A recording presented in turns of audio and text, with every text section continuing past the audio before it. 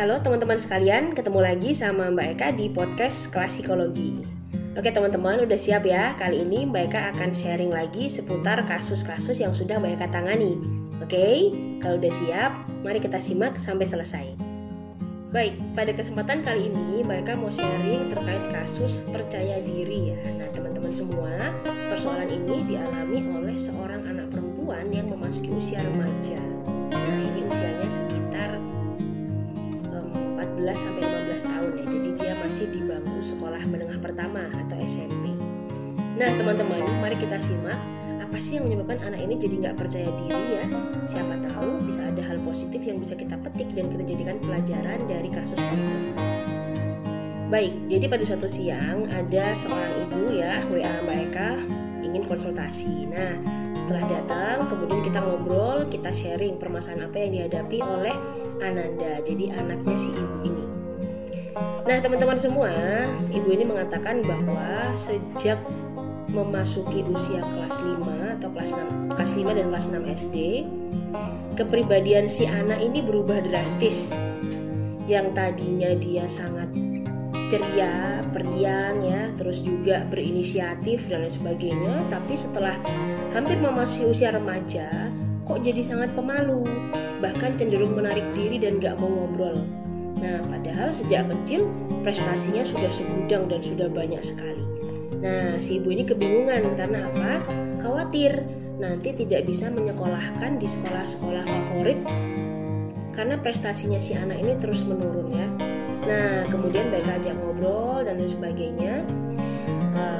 Tidak lama kemudian ayahnya datang nih teman-teman. Ya si ayah datang dan ikut menjelaskan. Dan mereka lihat memang ternyata si ayah ini lebih atraktif karena memang lebih kenal dengan kondisi anak. Ya Mbak Eka, dulu si anak ini begini. Bahkan kita belum menyampaikan sesuatu dia sudah berinisiatif, dia sudah banyak ngobrol, dia udah banyak bercerita dan lain sebagainya ya. Jadi bingung kedua orang tuanya, kenapa kok sebenarnya si anak yang tadinya periang, ceria dan baik-baik aja itu bisa jadi berubah drastis 180 derajat, sekarang jadi sangat pendiam, sangat gak percaya diri, bahkan kalau ada masalah itu tidak mau berbicara kepada orang tua. Nah karena Mbak Eka sudah merasa mendapat informasi yang cukup ya, maka Mbak Eka minta untuk ketemu anaknya pada lain hari. Nah kemudian pada lain hari datanglah si anak teman-teman ya. Nah Mbak Eka tanyain, setelah melakukan konseling, kita konsultasi, ternyata permasalahan dari si anak ini adalah karena si ayah itu kalau ngobrolin tentang dirinya atau menceritakan tentang kepribadian si anak dan keseharian si anak itu gak tanggung-tanggung. Semua teman-teman si ayah ini diceritain. Bahkan mungkin orang-orang yang baru kenal pun juga diceritain. Alhasil apa? Pernah terjadi suatu masalah. Si anak ini baru datang bulan dan saking excitednya si ayah ya, dia menceritakan ke teman-temannya, wah anakku udah dewasa, bentar lagi aku udah mau mantu, udah mau ini ya. Udah mau mantu itu kalau bahasa Indonesia udah mau menikahkan anak gitu ya. Nah, si anak perempuan ini tahu dan betapa malunya dia ngerasa itu adalah sebagai privacy, tapi karena ayahnya yang hobi ngobrol, hobi bercerita ya, menceritakan tidak semestinya atau ada hal-hal tertentu yang ayah itu tidak tahu batasan ya. Saking bangganya si ayah sama si anak, akhirnya dia menceritakan ke banyak orang, bahkan ke banyak temannya. Nah dari situ mereka mulai paham. Oke, jadi pada dasarnya kadang kita nggak sadar bahwa pemicu terjadinya hal-hal negatif pada kondisi anak-anak kita itu sebenarnya kita sendiri. Nah setelah mereka tanyakan, kamu pengennya apa? Kamu maunya gimana? Ya dia nggak pengen apa-apa. Bahkan di titik waktu dia konsultasi pun dia sudah ngerasa kayak, ya udah aku udah nggak pengen ngobrol sama ayah lagi. Aku udah nggak mau ngobrol sama ayah karena aku sudah malu. Semua orang, teman-teman kerja ayah, teman-teman kantor, teman-teman rumah, semua tahu tentang kepribadian si anak. Sampai baju yang dia sukai, sampai segala macam yang dia omongin ya, berbagai hal emosional yang dia lakukan, sampai si ayah ini suka ngusilin anaknya dan lain sebagainya. Dan yang paling bikin dia marah adalah pada saat pertama kali menstruasi, itulah yang disebar-sebarkan oleh si ayah ke semua orang-orang di sekitar ayah.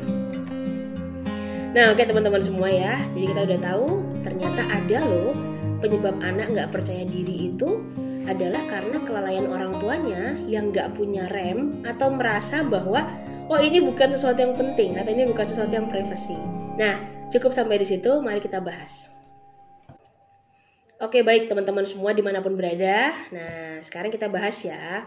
Mbak Eka cuma mau mengingatkan bahwa sebenarnya atau sejatinya di dalam sebuah rumah tangga, peran atau fungsi ayah dan ibu itu adalah sebagai pagar untuk anak-anak mereka yang ada di dalam rumah. Kapan pagar itu pintunya dibuka, kapan ditutup ya, kapan dibuka sedikit, dan apa aja sih yang boleh masuk atau apa saja sih yang akan kita keluarkan, itu sangat tergantung dari orang tuanya. Ya.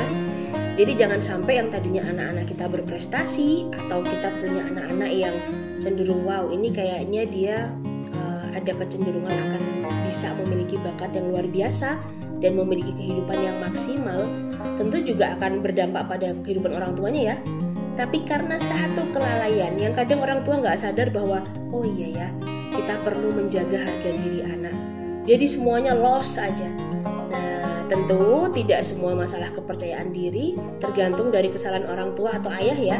Tapi masih banyak lagi sumber-sumber yang lain. Nah cuman pada kesempatan kali ini Mbak Eka mau mengingatkan kepada semua orang tua dimanapun berada, ada hal-hal yang harus dijaga dari putra-putri kita ya.